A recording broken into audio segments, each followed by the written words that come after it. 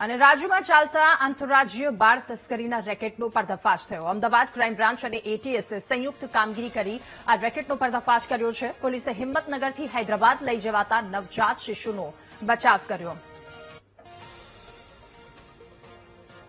42 વર્ષના છે અને મૂળ હૈદરાબાદના રહેવાસી છે અને હૈદરાબાદ ખાતે રહે છે અને મૂળ રાજસ્થાનના છે।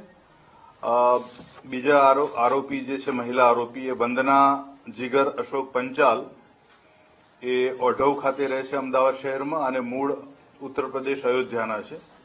અને ત્રીજો આરોપી જે સુમિત યાદવ જે વટવા અમદાવાદ શહેર ખાતે રહે છે અને મૂળ એ લોહરા મઉ જિલ્લો સુલતાનપુર ઉત્તર પ્રદેશના છે।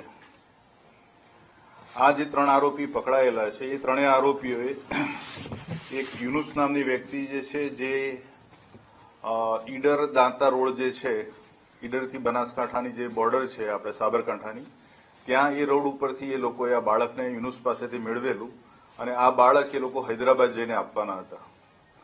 આ જે માહિતી આધારે આ લોકોને ધરપકડ કરવામાં આવેલી છે, એમના વિરુદ્ધ ગુનો નોંધવામાં આવેલો છે અને આગળની આ જે આખી ટોળકી જે છે બાળ તસ્કરીનું જે કામ કરે છે એમાં આના અલગ અલગ પાસા જે છે કે આ બાળકને જન્મ આપનાર માતા, આ બાળકને આરોપીઓ સુધી પહોંચાડવા માટેની વચ્ચેની કડી એ વગેરે ઘણી બધી બાબતોની તપાસ હાથ ધરાઈ રહેલી છે।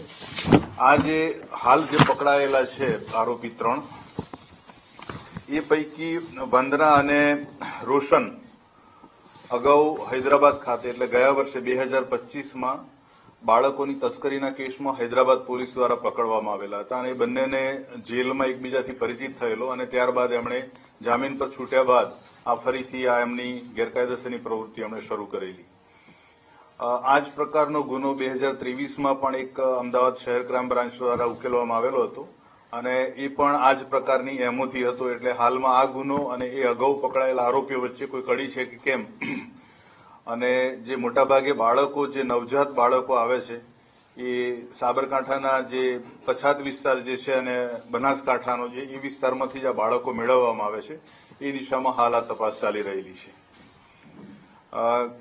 આ જે પણ અલગ અલગ જે તપાસના પહેલું છે એ પ્રમાણે અલગ અલગ ટીમો હાલ ક્રાઇમ બ્રાન્ચની આ ગુનાની તપાસના કામે લાગેલી છે અને ટૂંક સમયમાં આ ગુનામાં સંડોવાયેલા અન્ય આરોપીઓની પણ ધરપકડ થવામાં આવનાર છે।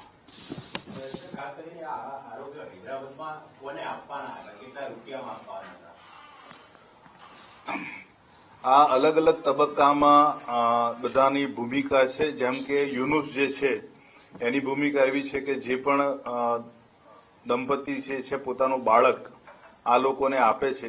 આ બાળક 60,000 રૂપિયામાં ખરીદવામાં આવ્યું હતું અને 15 દિવસ પહેલા જ એનો જન્મ થયેલો હતો અને આ લોકો એક બાળકને સાચવવા માટેની પણ થોડીક માહિતી ધરાવે છે। એટલે બાળકને એનું જે મિલ્ક પાવડરનું દૂધ છે એ પણ આપવામાં આવે છે અને આ જે યુનુસ વાળું જે આખો એપિસોડ છે એટલે કે બનાસકાંઠા સાબરકાંઠાનો જે વિસ્તાર છે એની બંને જિલ્લાની હદમાંથી મોટાભાગે જે ઘટનાઓ બને છે, અગાઉ પણ નોંધાયેલી ઘટનામાં જે બાળક મળી આવ્યું હતું એ પણ ત્યાંથી જ લાવવામાં આવેલું હતું।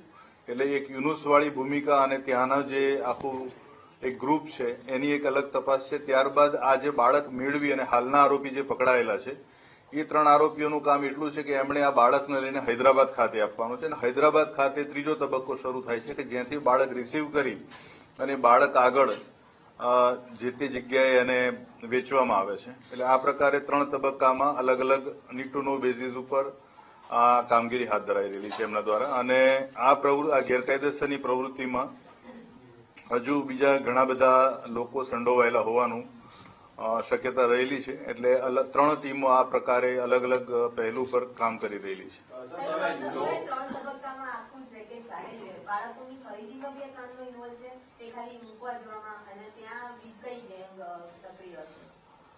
મેં જે હાલ હમણાં કીધું એ પ્રકારે જ કે જે સાબરકાંઠા અને બનાસકાંઠાની જે હદ છે એ વિસ્તારોમાંથી બાળક મેળવવાનું કામ યુનુસ કરી રહેલો છે। અગાઉના કેસની સિમિલારિટી જોઈએ તો એ કેસમાં પણ આ જ પ્રકારે એ જ વિસ્તારમાંથી બાળક મેળવવામાં આવેલું હતું। એ બાળક અમદાવાદ ખાતે લાવવામાં આવેલું અને અમદાવાદથી હૈદરાબાદ જતી વખતે પકડાયેલું હતું।